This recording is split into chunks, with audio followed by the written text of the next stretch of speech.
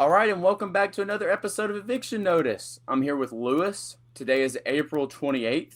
This is Eviction Notice episode 46. And someone tried to kill Trump while we were gone. Yes. Uh, yep. And it was a centrist lib, which no one really saw coming. Lib centrist. He was not pro-Palestine. Oddly, he was like pro-Israel, kind of like a No, he Kamala was. He Harris was pro-Israel. voter. It was really a weird kind of a guy to take a shot at Trump. But increasing polarization. Also, if you look at his personal biography, as I did, he did have an economic incentive here. He was a one of the classic Americans who did everything right. He has a 3.0 GPA in college at Caltech in mechanical engineering, which is very difficult. It's very difficult to get into Caltech. Period. Caltech is kind of the ideal Republican Party bootstrap school. They got no DEI, no affirmative action.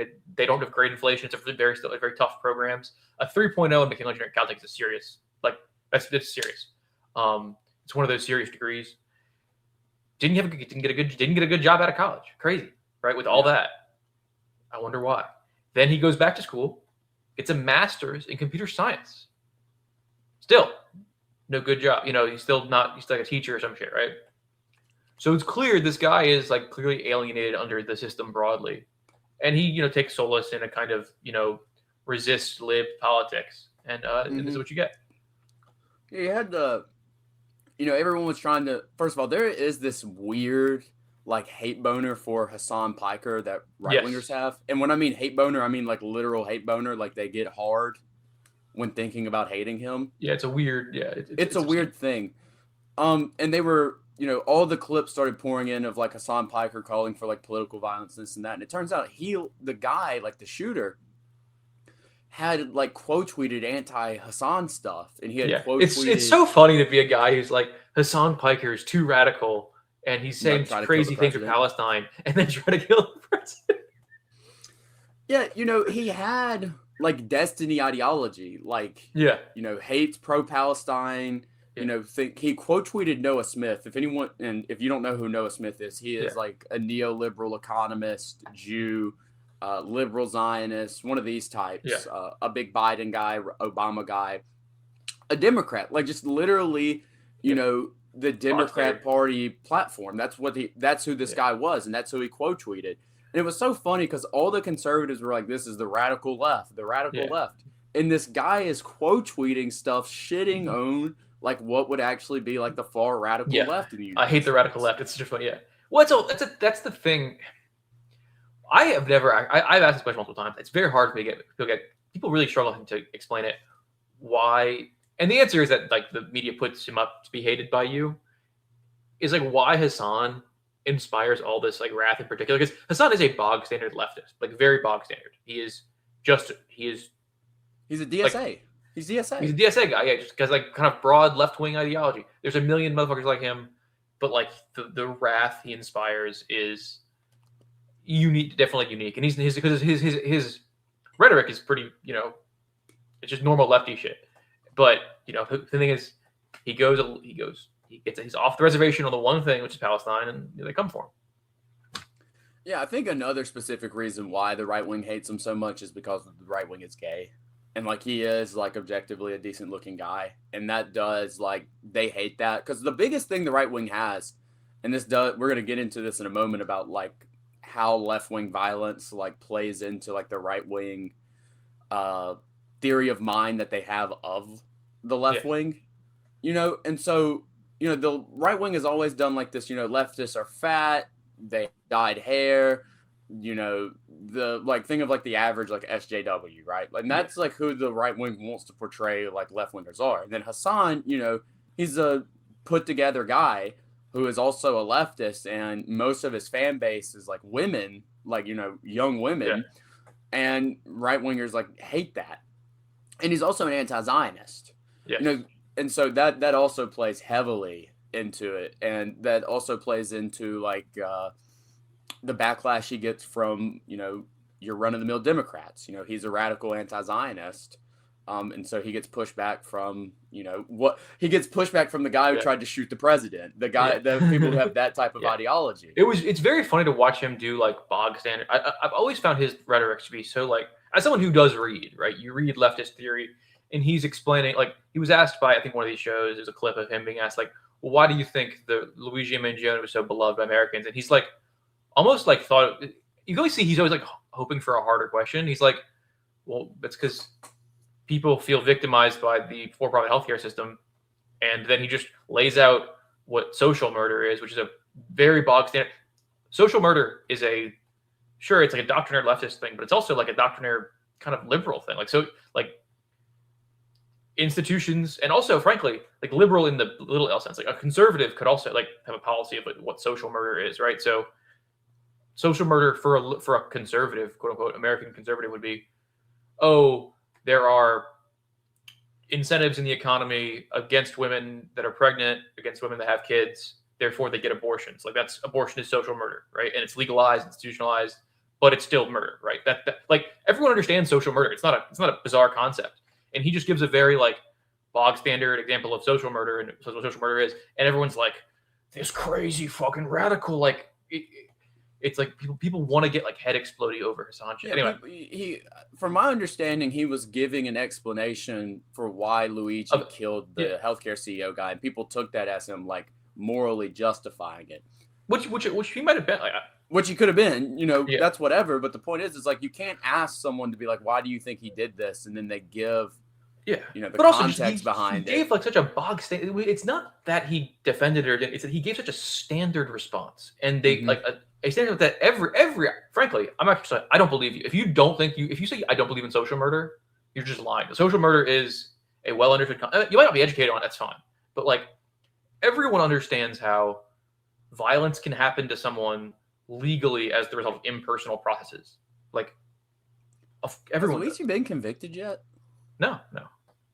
He had some charges dropped, didn't he? Like, didn't they drop like the terrorist? Yeah, but we'll see.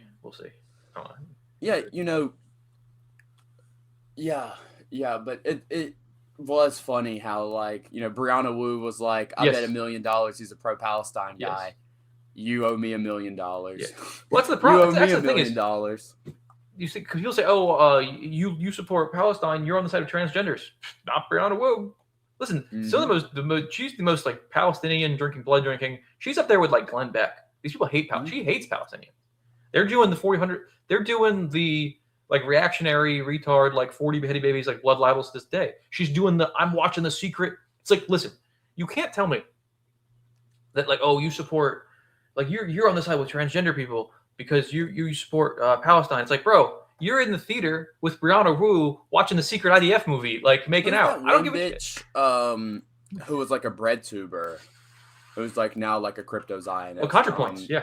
ContraPoint. That's another one. Yeah. That's another one, right? And the guy who like started like this whole like left wing internet sphere is Destiny. Like like all of like the left wingers that you see now practically come from Destiny. Yeah. And that guy is probably the biggest like raging Zionist there is. Yeah. Like that's he's one of the more things... than Brianna Wu. He's like the guy literally looked at Norman Finkelstein in the face and was like justifying like Palestinian genocide to him. Like you don't get more Zionist than Destiny. Yeah. Well, and that is like thing, with how they react with like transgenderism and like these they want to have this package of ideals they can oppose, right?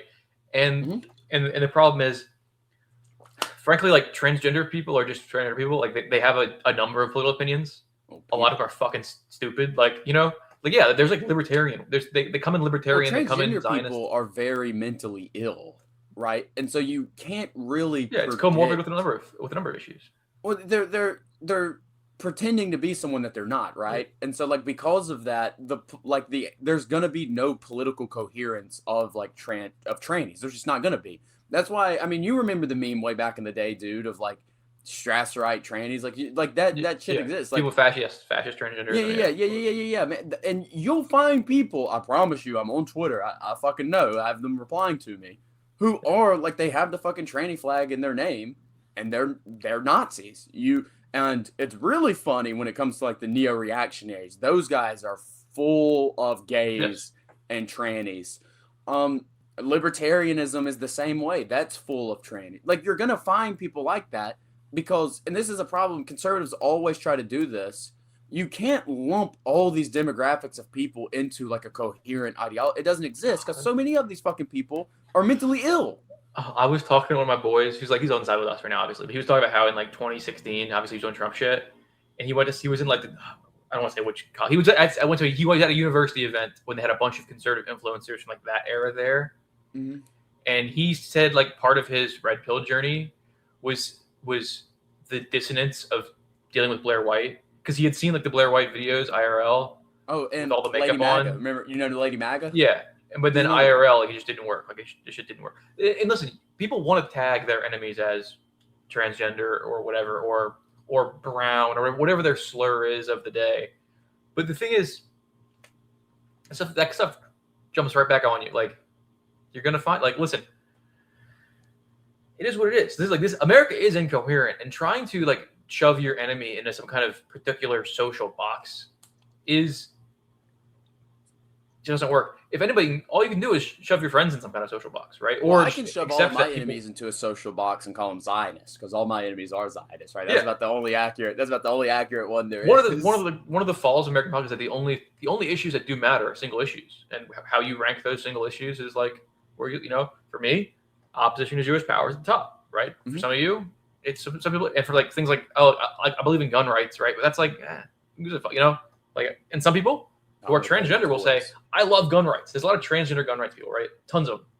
Like gun rights, transgender people, and like, all right. And then maybe they support Israel. a lot of them they do. A lot of them they do. It is what it is. You just got to roll with it.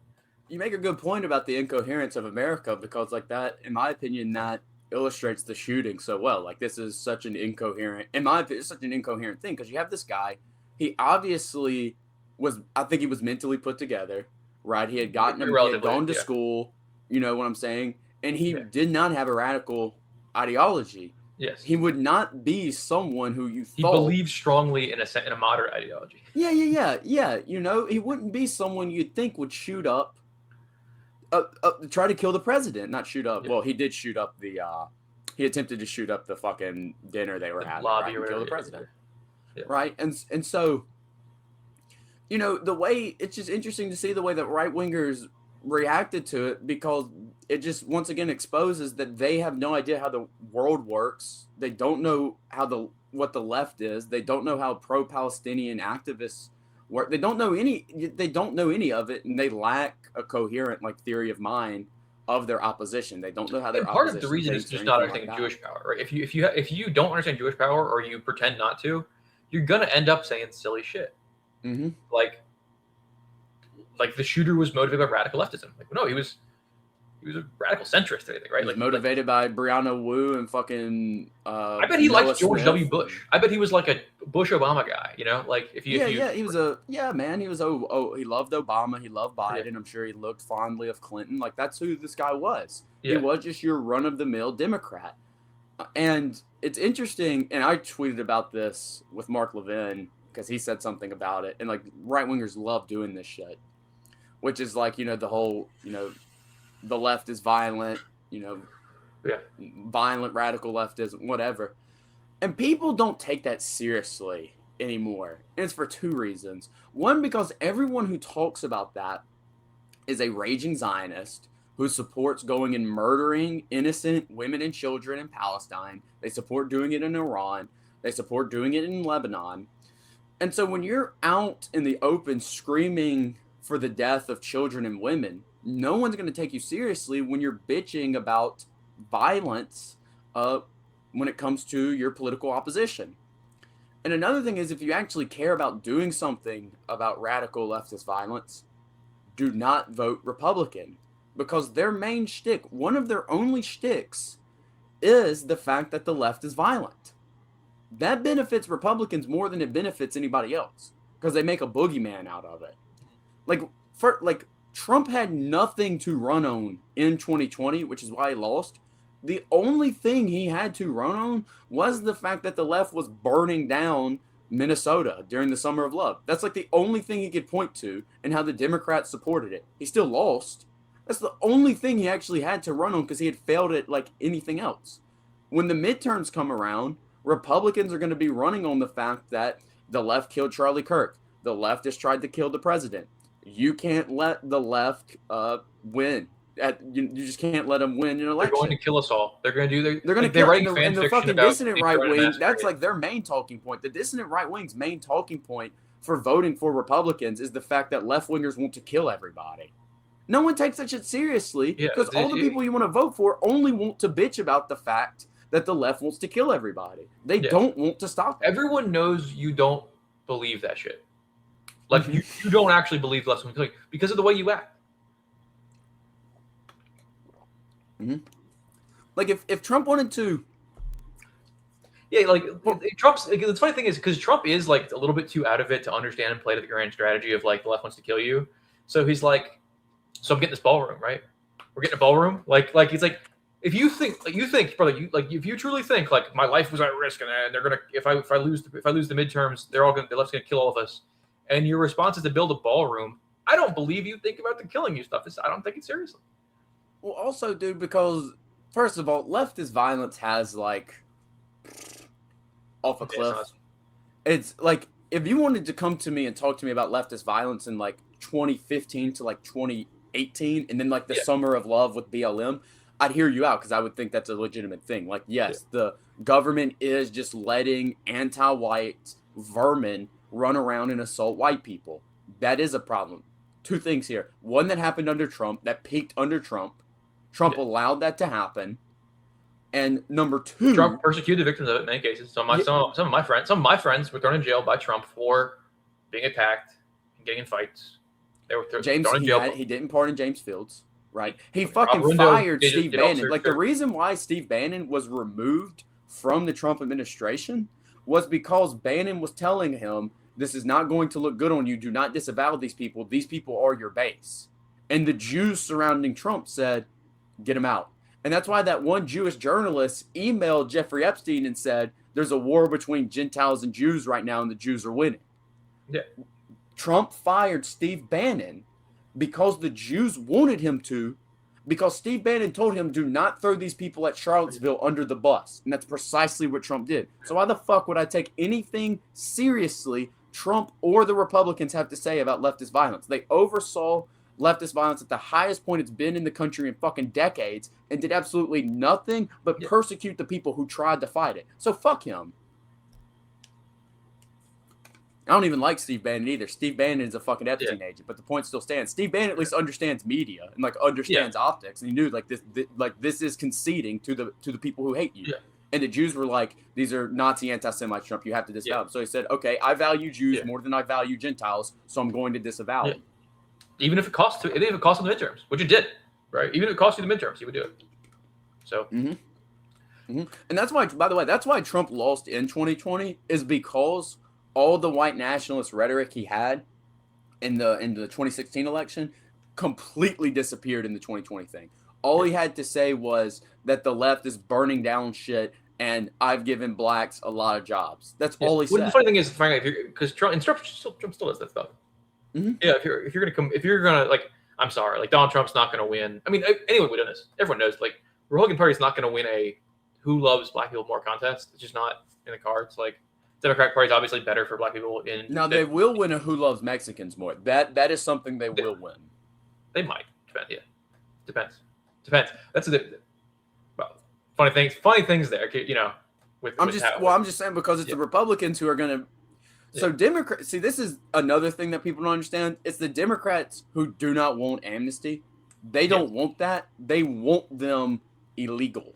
It's the Republicans who want the amnesty. Who's done all the big amnesty? It's the Republicans. Who created the H-1B visa? Who created the visa system? That was under George Bush in 1990. So it's like it's Republicans who want the legal migration. It's the Democrats who want it illegal. And the Mexicans want to become citizens, so they vote for Trump. That's why a majority of Hispanic men voted for Trump. Look who controls the fucking who's the Secretary of State? It's Marco Rubio. Marco Rubio is not Mexican, he's Cuban. He's still Hispanic. Yeah. Absolutely. And this is actually so one of the it's kind of to shift gears broadly, but um, Dave Green, the distributist from YouTube fame, said that he didn't think that anti-Zionism was a good litmus test for like a person or a politician. And I frankly, Zionism are the best litmus tests. Like, if you are a guy who claims to care about migration and like demographics are your number one issue, you can look at Europe and the United States in the last since 2016, and you can look at the Tory party post-breakfast. You can look at Geert Wilders. You can look at Orban. You can look at the PiS party in Poland. You can look at Maloney. You can even look at you can name tons of right-wing people have won elections in Europe and the United States who who ran on net zero or deportations or no more migration. And what they do when they come in is just not that. Either they don't do anything. Sometimes they accelerate it. Sometimes they will tighten asylum. Sometimes they'll tighten asylum and increase like guest worker programs, which are worse, and like grant legal status to migrants. But you will never find any of these Zionist migration control people who actually control migration. They just don't do it every time. I can think of like, if you're a Zionist, you fail. No, you just can't be it. You just can't be Zionist. Like, I can't think of a pro-Zionist person did deportations or controlled migration at any point. Like, never has making this bargain ever worked. It's a failed. Yeah, the only Zionist who actually effectively shut down the border was Biden, and Trump took credit for it. But yeah, even then, even he, of course. That's a joke. That's a good bit, though. It is.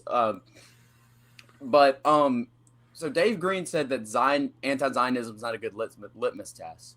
Well, what does he want to replace what should be the litmus test? Because first of all, listen, me and Lewis are political commentators, and we're anti-Zionist because it is fundamentally in our interest, but also just be a good person. Actually, I have sources. If you want to be a good person and you want to see if someone is a morally rational agent, see if they're a Zionist. Because if they are a Zionist, they are just a shitty person. And on that basis, you should oppose them. And one of the funny things is you can do, if you wanted to like take that kind of like backdoor soft Zionist guy seriously, who says like, oh, I don't support either side. We should both Israel and Palestine are bad.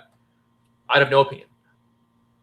I would believe that if you were saying, for purposes of like sending money or sending aid, we shouldn't give money to Palestine or Israel. I can believe that. But the idea that anybody on planet Earth in the year of our Lord 2016 who's expressing the slightest interest in politics has no opinion on which side is correct in the Israel-Palestine conflict, you have no opinion. Guys who are going to be, you are generally on the opinion app all day. You are on Twitter, which is the opinion sharing app. Guys will have like, oh, well, do you think in the Kulturkampf, this faction of German philosophers, like who was in the right? Like they'll have opinions on every goddamn thing. They'll have favorite fuck that shit. They'll have favorite like Chinese dynasties. Which of the Ming or the Tang? Which one is more based? And you don't have a fucking opinion. Like, it's very easy to form an opinion. You don't need to know everything. You can just look at the very easy, like who sides are involved, what they're doing, and then if you look at that, and your first gut instinct is it that Palestine is right, especially if you're doing base and red pill like Jew aware stuff. If you can't just look at it and say, oh yeah, the Palestinians are correct, and just say that, I think you're a bad person. Like, Palestinians are in the right. If you want to have the most if you want to be extremely based, right? What you should do is to appeal to, because if you're this dumbass, right? And these people being neutral doesn't exist. That's not a thing. You're just lying. There's no such thing as neutrality. There's no such thing as the center. That does not fucking exist. Because if your position is that you're neutral, that means you want to preserve the status quo, right? If you don't have an opinion, that fundamentally means that you are at least at some level satisfied with the status quo, right? Because you don't have enough access to the information to change that opinion that you have, which is one of the center, one of being neutral, which means that you don't care enough to get access to that information. So you're satisfied with the status quo. There's no such thing as being neutral. You have an opinion. Your opinion is that you're neutral, which means if you're in the United States, you're a Zionist. There's no such thing as, and countries don't have neutral foreign policy. Like, name any country that you want. They have some policy regarding any conflict. Yeah. Like, for example, when America says they're neutral, no, they're not. America was not neutral in World War II. They weren't. They were siding with the British. They were siding with the Soviet Union before they declared war. This shit doesn't fucking work like that. Go take your pick out of any of the Middle Eastern countries that say that they're neutral with Iran and Israel, and then go see the relationship with Israel. Look at Azerbaijan. Azerbaijan said that they were neutral. Israel gets half their fucking oil from Azerbaijan. That doesn't seem neutral to me. There's no such thing. And this is actually the birth of, to get a little historical, the birth of fascism comes from the rejection of centrism and neutrality. That's where it comes from. The reason why Mussolini split from the Socialist Party is because they wanted to remain neutral on World War I. And Mussolini said, fuck that. I'm supporting it. You can take whatever opinion you have about that. You can say Mussolini was wrong. He should have been against the entrance of World War I. Doesn't fucking matter. Everyone recognized that being neutral about shit just means you're a pussy and you don't want to say what you actually believe in. And if you are actually neutral, you're just a Zionist when it comes to the Israel-Palestine situation if you live in the United States. You're just a bitch.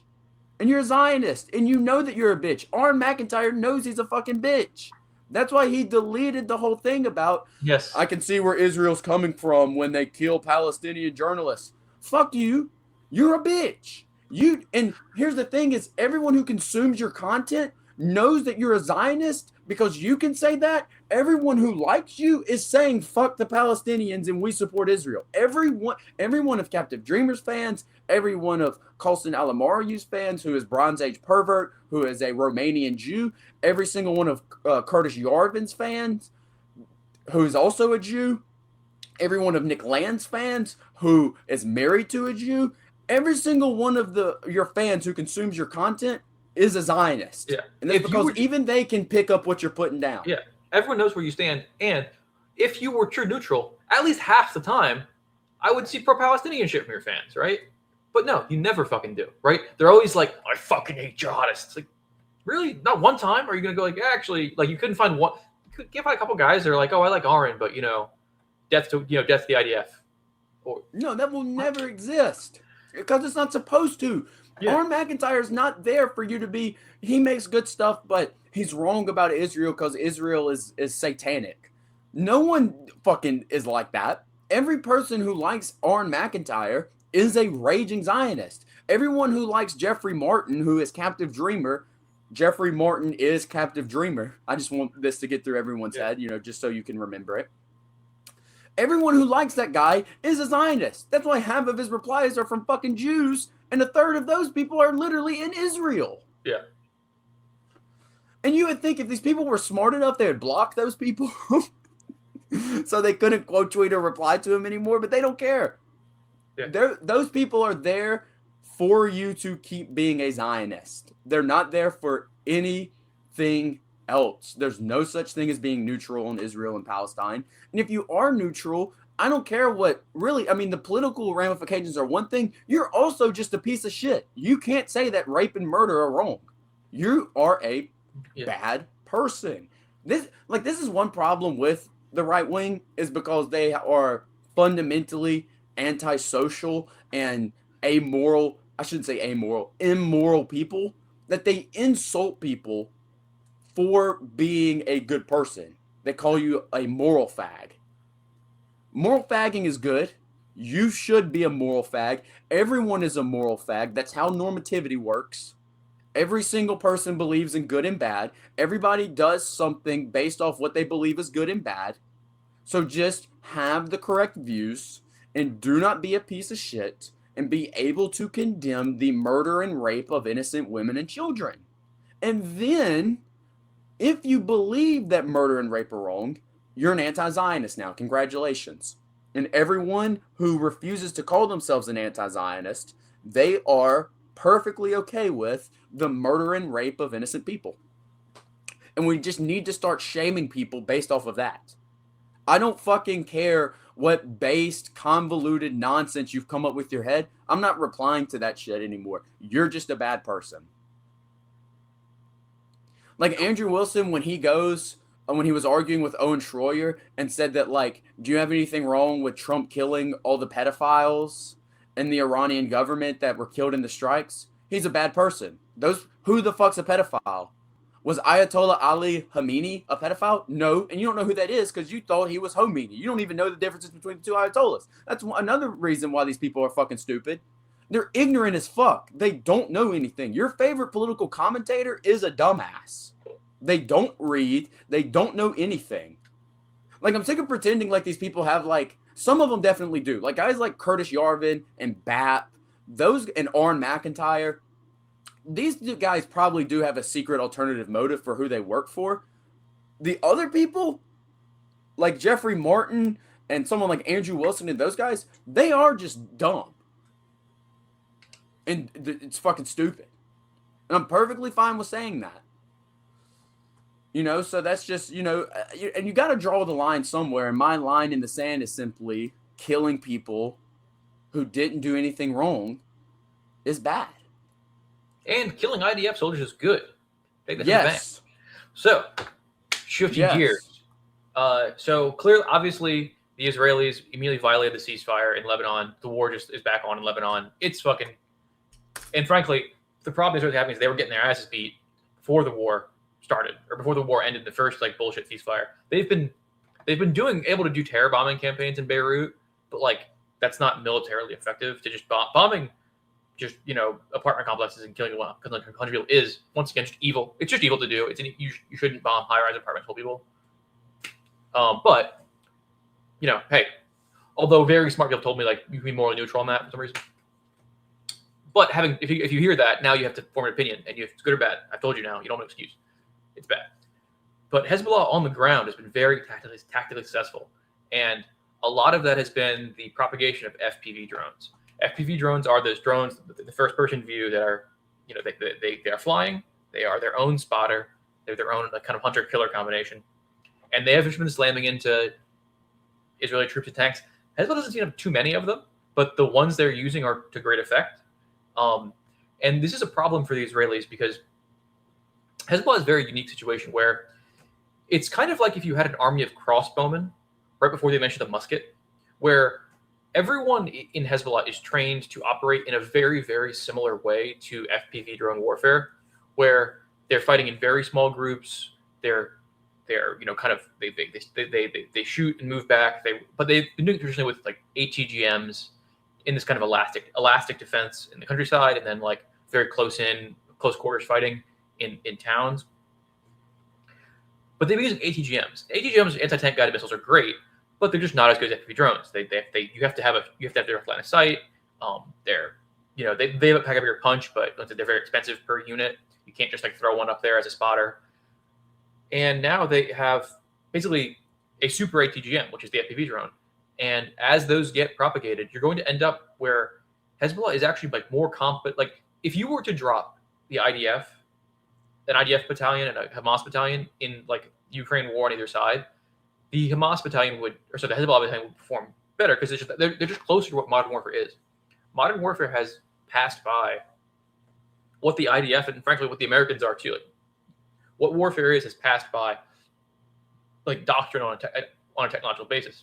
So I think you're seeing it's going to be like slow as the FPV drones like go and also pipelines get set to manufacture them and if they get more trained on them. But as Hezbollah if Hezbollah was to get like a per capita basis a comparable amount of like FPV drones as say the Ukrainian armed forces, they could.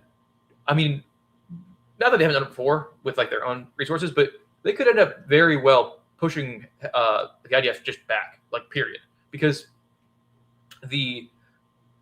everything about modern warfare, the loss ratios, the evacuating the wounded under fire, everything about modern warfare is just how Hezbollah has been fighting for the last 25 years. So they are in a very unique spot with how like their doctrine predated the technology because of terrain and all kinds of reasons. Where I think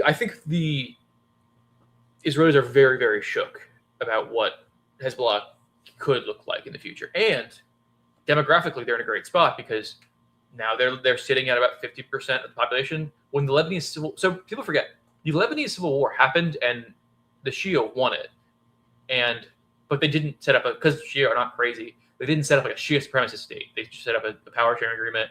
The only thing was the president has to be Christian. What is it, like the prime minister has to be something, and then there's another president. The speaker they break of it within. Someone has Shia. to be Christian, someone has to be Shia, someone has to be Sunni. There's power sharing. There's power sharing agreements, and also there's Christians in like the Hezbollah aligned coalition. There's all stuff going on. It's very complex. But that civil war was fought when they were a third of the population. They effectively they won that civil war. They made a power sharing agreement, but the deal was all the other political parties, because they all had armed wings because it was a civil war, they would all disarm except for Hezbollah, because Hezbollah would not use their weapons for internal conflict, right? They would just use them for fighting Israel in the south, because Israel would be trying to invade them every 5-ish years, as they do and have been doing and continue to do and are doing right now. And they wouldn't use them internally.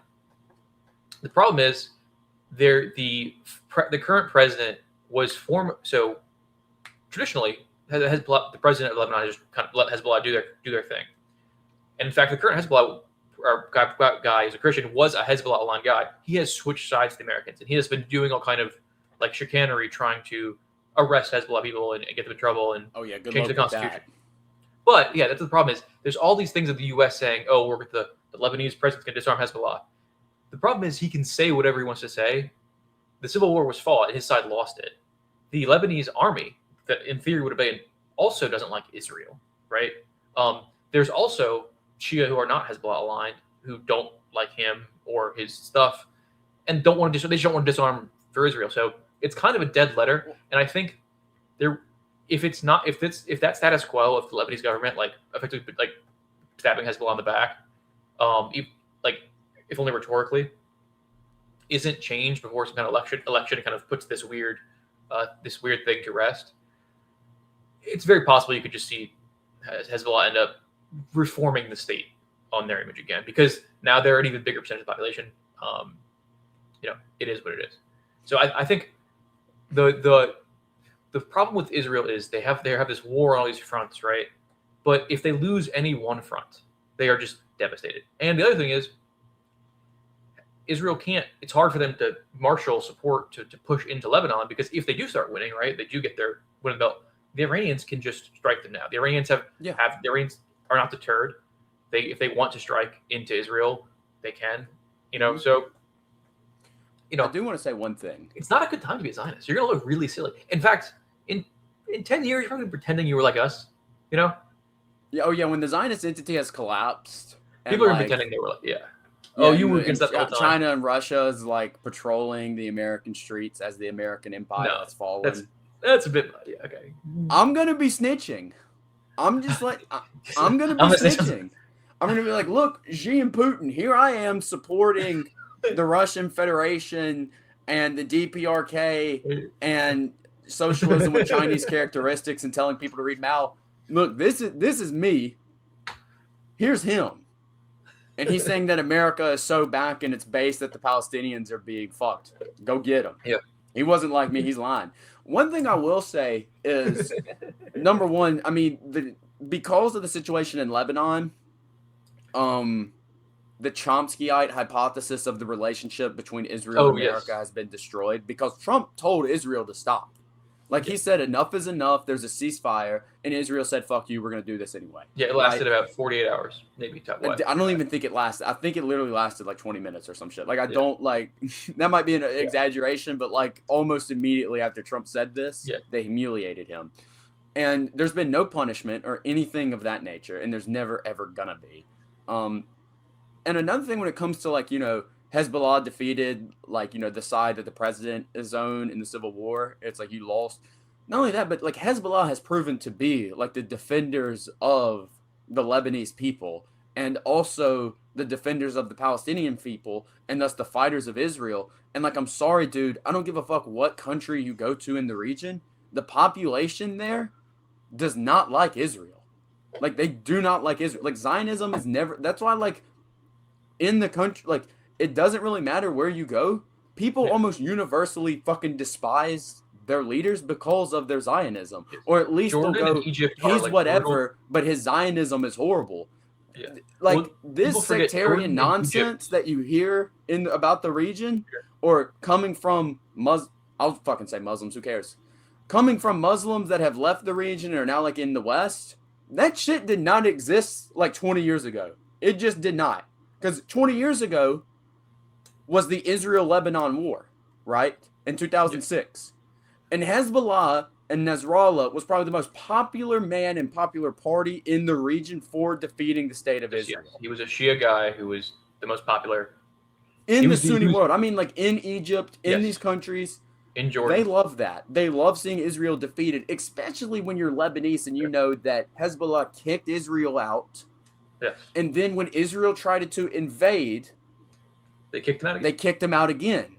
And you're never going to convince people that that Hezbollah should be disarmed. The only people who believe that are the most unpopular, zogged out pieces of shit.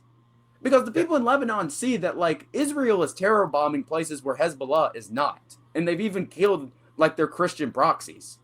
Yeah. Because that's what Israel does. Israel has a specific policy of indiscriminately bombing Lebanon. Yeah. They formed it in 2006. They're very clear about the fact that when it comes to Lebanon, yes, they believe in just bombing civilian infrastructure. They have just said it publicly. Like that is a part of their policy. And they don't mean bridges. They mean apartment complexes. Yes. Yes. Like, and now you can look at that and say, oh, I'm neutral. I have no opinion on that. And if you don't have an opinion on that, you're a bad person. If you can't look at that and form a moral like that, you can kill yourself, I guess. I don't know.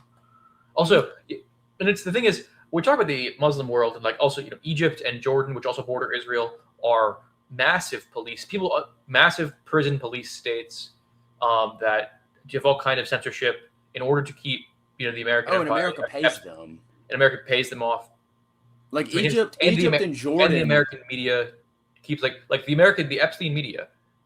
You don't ever see Fox News talking about political prisoners, or you don't see New York Times talking about political prisoners in Jordan or in Egypt. And in fact, they let them do a really unique thing, which you only really see in America, which is they don't have a lot of the time. Like Egypt, for instance, has free speech.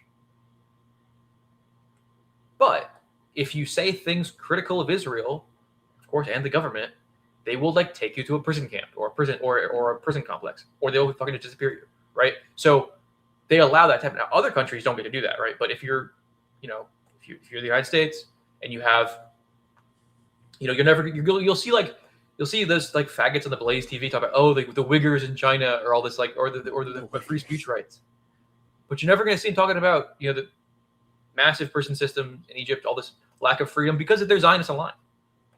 Yeah, and also, I mean, Jordan and Egypt rank number 2 and number 3 for the largest recipient of American foreign aid. Number 1 is Israel, and number 2 and 3 are Jordan and Egypt. And that is because America pays them not to attack Israel. They made that agreement, in 73? I want to say. That is when Egypt became one of the largest recipients of foreign aid. Yeah. What happened in 73? The fucking Yom Kippur War, dude. What are we fucking talking about? And to go on to the fact that, because I'm a Christian. It might not be any of my business. I'm not making religious arguments or I'm not doing that. I'm simply just a historical. I'm giving a historical analysis and a political one.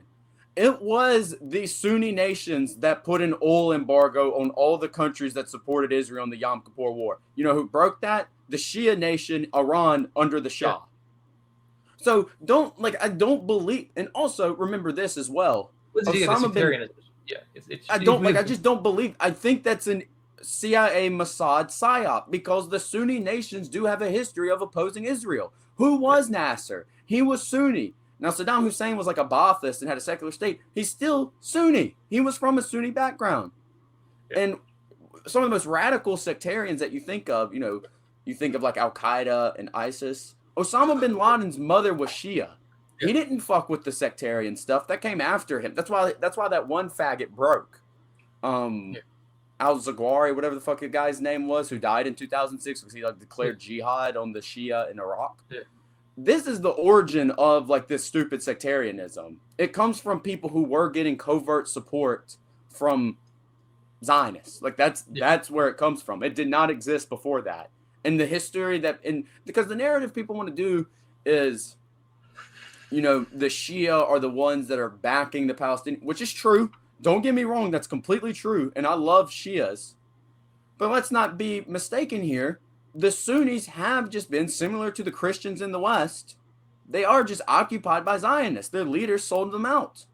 The Palestinians have been portrayed. The Palestinians are Sunni, and they've been portrayed by other Sunnis. And to even go one step further about how sectarianism is fake, I mean, the Palestinian Islamic Jihad is like basically like the Muslim Brotherhood in Palestine, you know? Like you know what I'm saying? But yeah, you know, I just don't buy that. You know, I think a lot of that shit's fake, and the people who are doing it are getting paid. I don't think there's that much like organic support for like sectarian, you know, stuff. You know, I mean, there are true, like, don't get me wrong, the ISIS guys were like true believers, but like they would have had no ability to do the shit that they did if it was not for America and Israel giving them support, and then like Turkey and Saudi and those guys once they'd already gotten in bed with Israel and the United States.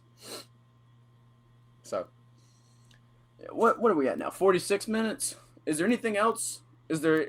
I mean, we can just like shoot the shit. Is there any you know? Oh, well, I can actually talk about one thing I did want to mention. I saw this clip. It was a famous. You know, everyone knows who I am because of Jubilee. So I do like keep tabs. There was this clip of like this Iranian woman arguing with like American white liberals, and like the Iranian woman is like a conservative, and she's literally saying that like my family in Iran loves Benjamin Netanyahu, and we love what Trump's doing, and we support Trump, and we support America, and we love Israel. Listen, that's obviously fucking fake.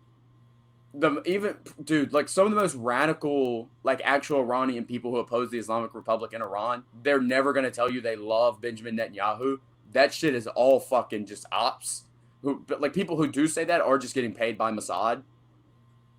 I mean, in Iran, trying to do operations. I'm sure there's fucking Iranian diaspora grifters who do that shit organically to get attention. But if you're Iranian, dude, like I don't give like don't be an immigrant and come to my country and start bitching about the opinions of white people. Like fuck off, especially if you're like a conservative that is like advocating for my country and my tax dollars to go fucking bomb your country that you have a grievance with. Fuck off. You know, and conservatives love the anti-white shit as long as the immigrant is conservative. Like they love when immigrants go, you white liberals, let me tell you something. You don't know what it's like in Venezuela or Cuba and Iran. We love Benjamin Netanyahu and the CIA and Mossad. We love that. Yeah. Not true. And please stop coming to my country saying that bullshit. And do not talk to my people that way. Yeah, I saw that clip on Twitter, and it pissed me off so bad. Also, why I am just giving my grievance because we're at the end of the show. Can people please stop letting on Jeffrey Sachs to talk about Israel and Palestine? I mean, that dude is one of the biggest pieces of shit. He is responsible for the destabilization of Eastern Europe, which I don't even think that, like, Russia's never going to recover from shock therapy. The Soviet Union's never going to come back. Jeffrey Sachs is responsible, basically, for telling Eastern European leaders to do shock therapy, which led to a semi-century, or we'll say like a decade of humiliation, and it created the oligarch class. And Jeffrey Sachs is basically responsible for that. And so for him to go around and like, first of all, I don't give a fuck what a Jew has to say, especially not one that's responsible for the collapse of Eastern Europe due to telling them to sell all their shit to Jews and Western wealthy bourgeoisie pieces of shit. I definitely don't care what those fuckers have to say. So like when someone like Tucker like brings on Jeffrey Sachs, it's not even like you're bringing on like a Norman Finkelstein or something. You're bringing on like an evil person. You got anything you want to talk about? It was good. It's a good place to end it. I wish we could have been. Oh, I got obviously Lewis hairline reveal. Now you can see it. Oh yeah, you got a haircut. Yeah, and then what else? Oh, we would have been live. We're sorry, but you know, it's great. My where I'm at, like it's storming, and like I didn't feel comfortable like live streaming while the internet's fucked up. Yeah. So it'll be uploaded soon. We still have 10 minutes left. I mean, I think I have more stuff I have to say. Or no? Go shoot. You can go shoot. Oh, okay. Yeah, I'll say whatever the hell I feel like it then. I wish women would stop pretending that they don't know who Klay Thompson was because he cheated on Megan Thee Stallion. Like, like put some respect on that motherfucker's name, dude. Like, come on now. Like, listen, he's a piece of shit for cheating, but I mean, we're talking about Klay Thompson here. I mean, we're talking about someone who dropped 27 points in the third quarter. Like, come on now. Like, put some respect on his name. That's the second Splash brother. That's like a 4-time champion now, or 3-time champion. Come on now. Yeah. Come on now. Is there any other pop cultural things I want to mention? No, I don't think so. Yeah, I actually do. The hottest women in the music industry are pro-Palestine. Okay. Okay. Yeah. No, you can do this. And they make really good music. Like, do you know who Lorde is? I do know who Lorde is. You remember We'll Never Be Royal? Yeah. That first album is very good. She's pro-Palestine and refused to go to Israel. They don't deserve to hear your great voice. That's true. She's from New Zealand. Oh, okay now. Dr. Rama's back. Oh, she is. Yeah, like so got to put that out there. She's back and popped out with a Ireland and Palestine flag pin. Like there were two flags with the pin. One was Palestine and one was Ireland. And it's double funny that she did that in Britain. You know, like that is like a subtle like fuck you. Which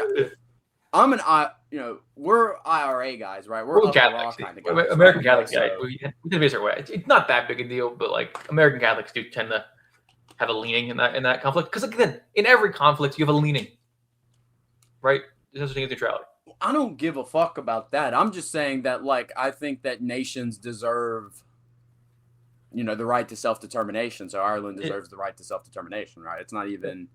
Yeah. It's not even like that. What is funny is someone asked Zoran Mamdani what his position on the matter was, and he's like the mayor of New York. So you have like Irish motherfuckers who care, and he had no idea about anything. And then they went and asked Curtis, dude. He just starts talking about IRA and up the raw and how he doesn't like the British because he's a Catholic, American Catholic. But he was so funny. And he also, like, you could tell, like, he also had, like, some personal grievances with, like, the Orthodox community in New York. Like, did you ever see that one thing? Like, did you ever see that speech he gave to him? And he's, like, just bitching about, like, them using welfare. I remember Marcel rescinded his endorsement of Zoran Mamdani and endorsed Curtis Sliwa when that happened. I endorsed Zoran Mamdani. Now, I just wanted to see, right? Dude, when he won, I had so many right wingers like screenshotting my tweet and like posting it, being like, "This is who Dummernat really is." Yeah, I love seeing right wingers get mad, dude. Like that really fucking works me up because I don't pretend there's any like reality to like, Mossad and Mossad winning the elections. Like I don't, or like AIPAC and J Street. Like I don't give a fuck. So it's like I love like pretending that I care and like taking the opposite side that these people usually take to make them mad. There's nothing that makes me that soothes my autism when I make people mad, I guess. And me and Lewis caught the attention of some people, some big names, man, recently. We had Andrew Wilson's wife try to argue with me. Aaron McIntyre tried to argue with me. Yeah, who cares? Glenn Greenwald liked my tweet. Oh, watch your BuzzFeed player. He's coming for you. Dude. Do you know who has me blocked? Who? George Galloway. Huh. Interesting. Which is weird because, like, he is like a he's like a like crypto anti-Semite, anti-Zionist, like super conservative guy. Like, you would think he would fuck with me. I guess he's like friends with Mehdi Hassan or something. I don't fucking know. Don't matter.